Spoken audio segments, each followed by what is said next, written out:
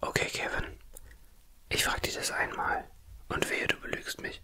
Hast du 50 Euro von unserem Konto ausgegeben für die Best-of-Version von Moorhuhn? Lüg mich nicht an. Das ist Moorhuhn. 50 Euro für Moorhuhn. Weißt du, dafür... Da ist eine Scheiß auf die Winter Edition. Damit können wir nichts anfangen. Das verkauft sich hier nicht im Laden. Weißt du, für 50 Euro hätte ich dir, was weiß ich, da hätte ich dir eine Deluxe-Version von Doom kaufen können, so mit dem Soundtrack und dieser kleinen Hell on Earth Tasse. Und du bringst mir Moorhuhn mit. Das verkauft sich nicht. Das kann man als Browserspiel. Okay, pass auf, Kevin.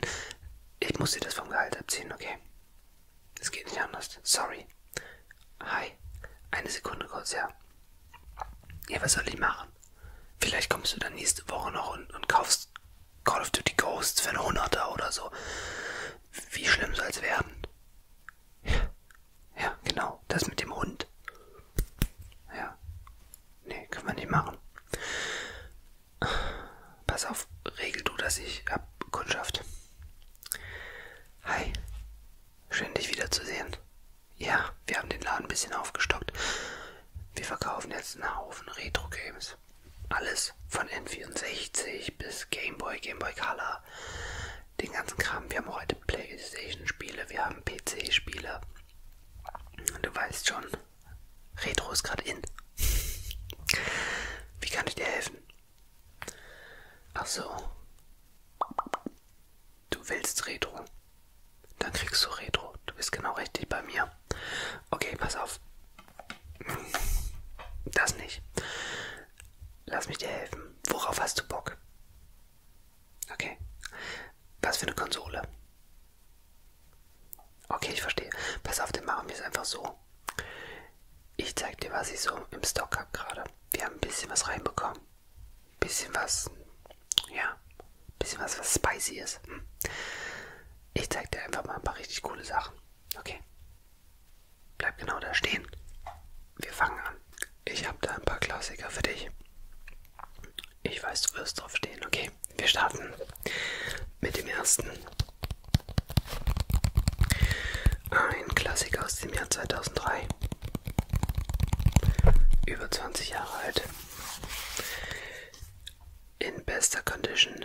Wir sprechen von Unreal Tournament 2003. Dieses Game war ein Klassiker in Sachen Arena-Shootern. Ich weiß nicht, ob du dich daran erinnerst, aber Unreal Tournament war, ja, für Leute, die Quake zum Beispiel gespielt haben, einfach ein Muss. Es gab eine richtig starke Competitive Szene in dem Game. Es gab verschiedene Shortcut-Moves, die man machen konnte. Es gab Double Jumps in die Luft. Man konnte fliegen, sliden, schießen, snipen, alles. Du konntest alles in diesem Game machen, alles sein. Und es gab kein besseres Gefühl, als mit der Shock Rifle jemanden das Gesicht zu verbrennen. Dieser Klassiker ist in bester Kondition bei uns erhältlich. Inklusive einer Bonus-CD. Ja, inklusive. Und dieses Spiel hat Geschichte geschrieben. Es gab, wie gesagt, die ganzen großen Clans heutzutage, die in der Shooter-Szene was zu sagen haben. Die haben auch ein Returnament gespielt.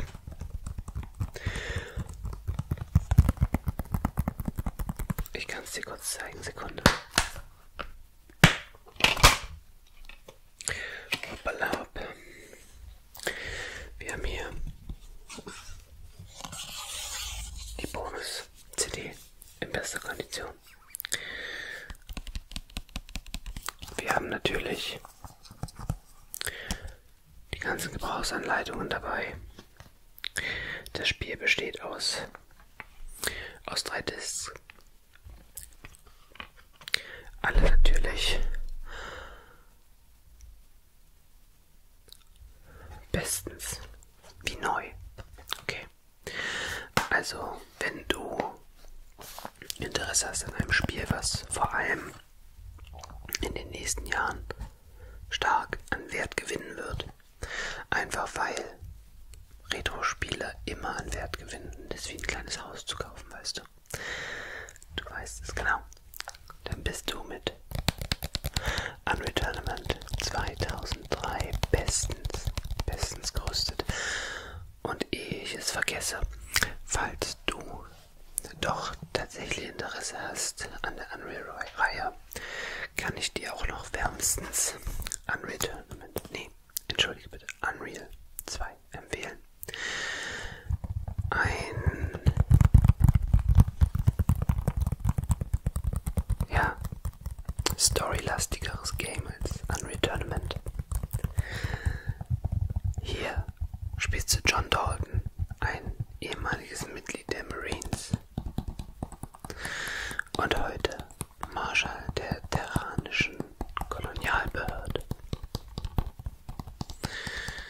Als sie am Rande der von Menschen kontrollierten Zone durchs All patrouillieren, wird die Monotonie ihres Daseins plötzlich von einem Notrufsignal unterbrochen.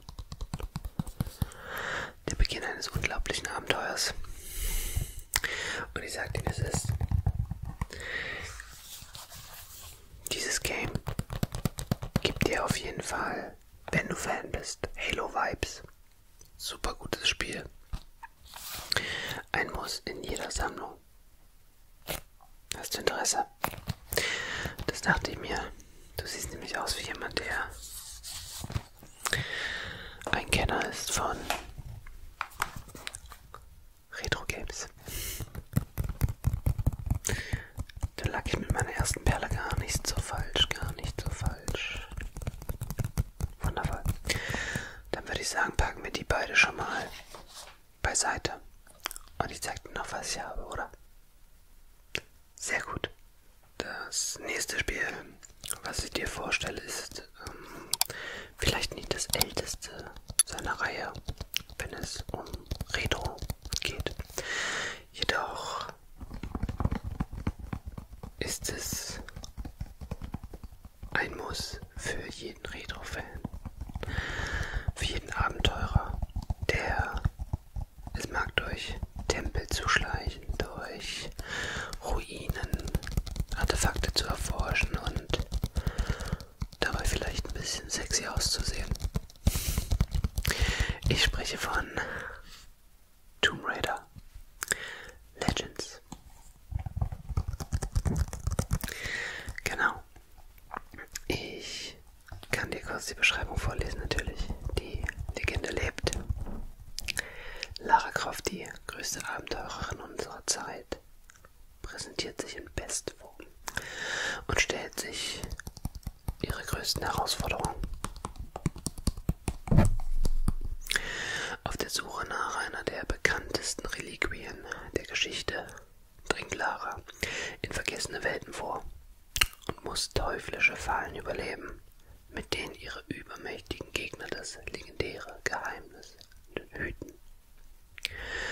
Das sagenhafte Artefakt birgt den Schlüssel für Laras Vergangenheit und Zukunft.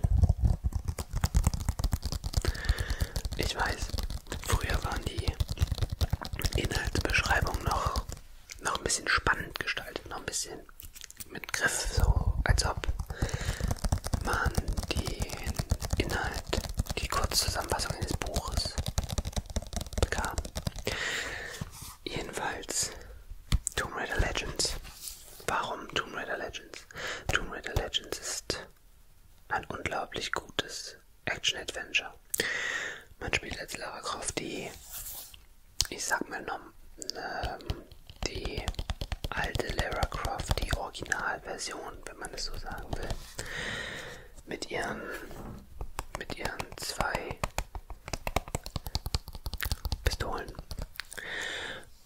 Und man hat ja alles, man kann die verschiedensten Areale erforschen. Man ist im Himalaya, man ist ich glaube in Bolivien in einer Ruine.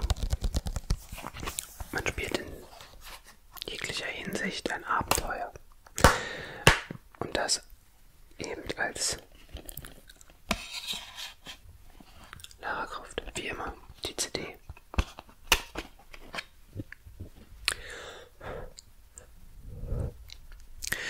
In bester Condition.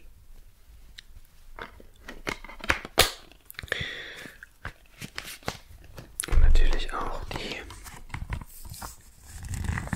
Gebrauchsanweisung. Hier liebevoll als Feldnotizen.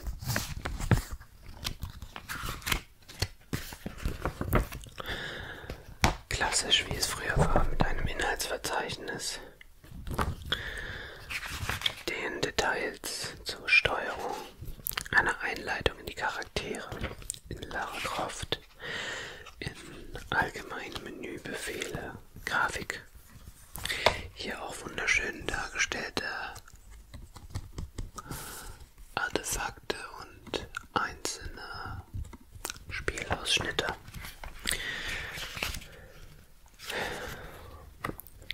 Und wenn du es willst, kann ich dir tatsächlich auch genau diese Komplettlösung noch anbieten als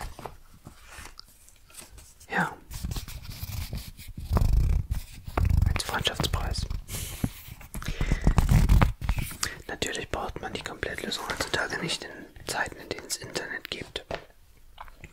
Und wie wir alle wissen, haben Retro-Games auch immer die Möglichkeit zum Cheaten offen gelassen. Aber du bist kein Cheater. Ich sehe das. Du bist ein Retro-Gamer. Und du liebst Retro-Games. Und den Nervenkitzel, den sie mitbringen.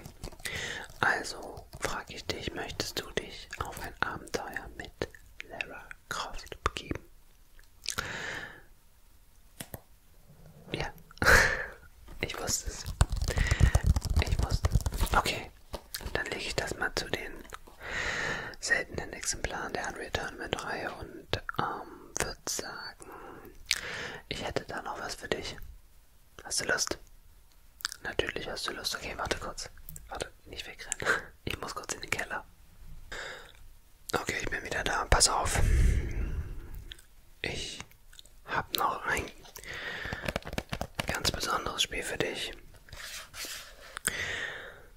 Ich habe selbst Ewigkeiten gebraucht, eine Version davon zu bekommen und verkaufe sie ungern an Leute, die keine Ahnung haben. Aber du siehst mir aus wie jemand, der wirklich eine Menge Ahnung hat. Und zwar unter den Kennern der vermutlich beste Teil der Reihe. Ein Spiel, das mindestens, ich denke so alt ist wie ich. Ich sag nicht, wie alt ich bin. Aber es ist ein legendäres Spiel. Es ist ein Rollenspiel. Es ist ein japanisches Rollenspiel. Es ist eine Liebesgeschichte, ein Roman, eine Zeitreise. Es ist so viel mehr als nur ein Spiel. Okay, es ist Final Fantasy 8. Und wie immer lese ich dir erstmal vor, worum es geht, bevor du es kaufst. Ja, du wirst es kaufen. Ich weiß, dass du es kaufen wirst, natürlich. Okay. Squall ist ein Mitglied des Elite-Militärteams, wird in einem unvorstellbaren Konflikt verwickelt. Um zu überleben, muss er sich gegen einen verzweifelten Rivalen, eine mächtige Hexe, und seine eigenen mysteriösen Träume behaupten. Realistische, detailgetreue Spielfiguren und Hintergrundgrafiken werden mit atmosphärischer Musik untermalt. Ein episches Werk über Liebe, Hass, Krieg und Frieden. Schauplatz ist eine riesige neue Welt.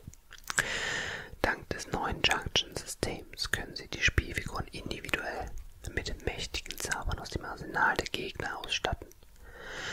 Atemberaubende CG-Filmsegmente in Motion Capturing fügen sich nahtlos in das Gameplay ein. Ich weiß, du würdest es jetzt am liebsten in die PlayStation werfen, ja.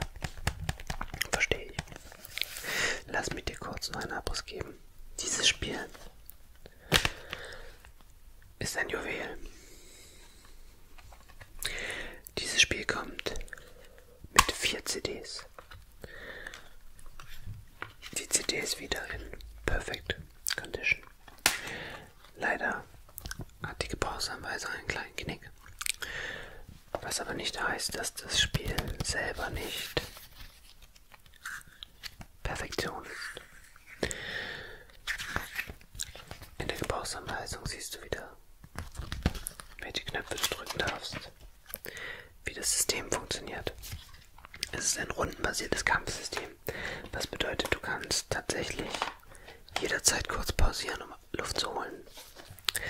Und es ist so ein komplexes Spiel, du kannst Tage damit verbringen, ehe du es durch hast, also in Spielstunden.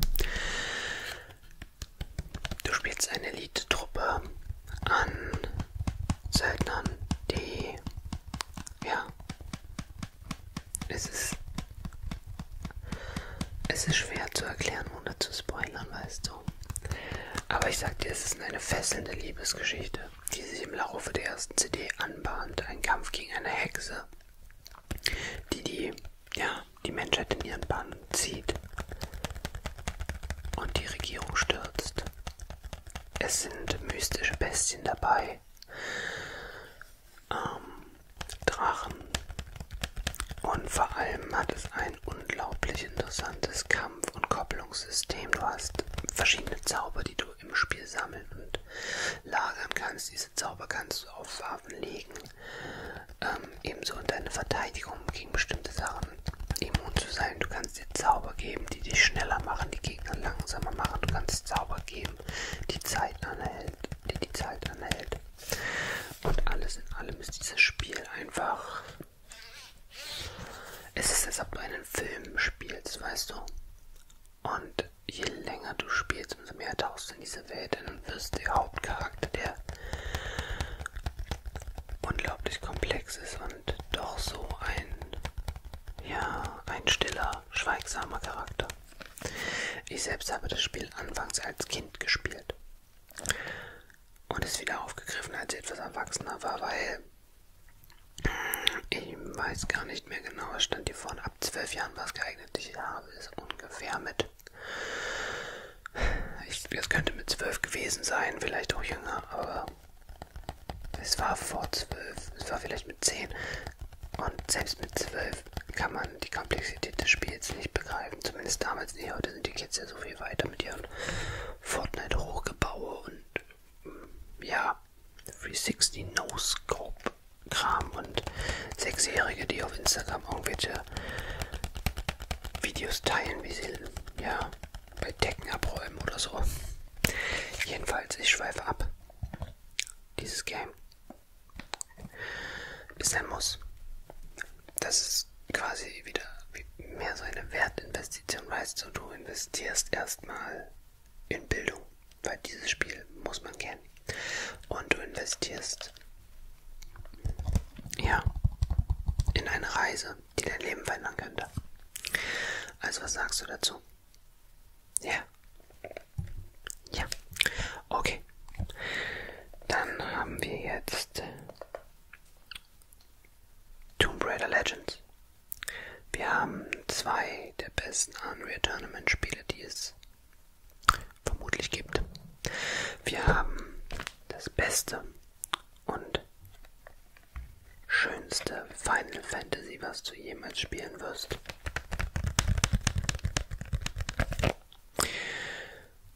Und wir haben vor allem einen zufriedenen Kunden. Kann ich noch was für dich tun? Sag mal. Ob wir das Spiel im Stock haben, weiß ich gerade gar nicht. Ich schau mal kurz nach, okay? Du hast Glück. Ich habe noch eine Version gefunden. Okay, ich weiß schon, warum du es spielen willst. Ich habe die EA Most Wanted Version davon. Weil ich von Zaubern gesprochen habe, ich verstehe schon. Wir haben es da, das Harry Potter und die Kammer des Schreckens. Ich brauche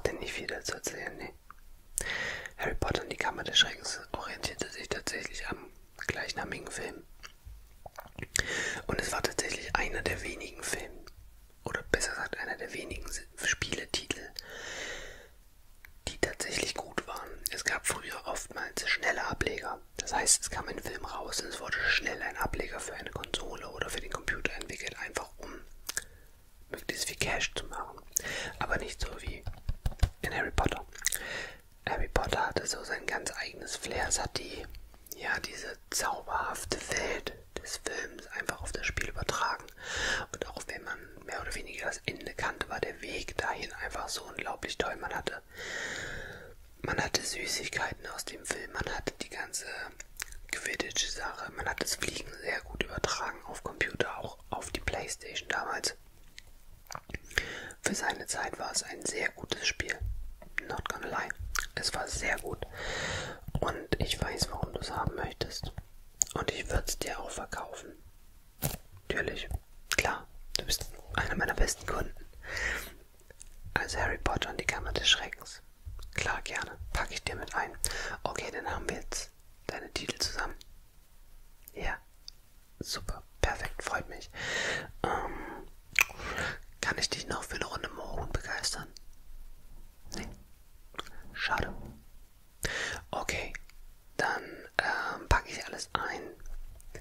Wir zahlen an der Kasse und wir sehen uns dann beim nächsten Mal wieder. Sehr gut. Wo ist... Kevin, kannst du kurz Kasse machen?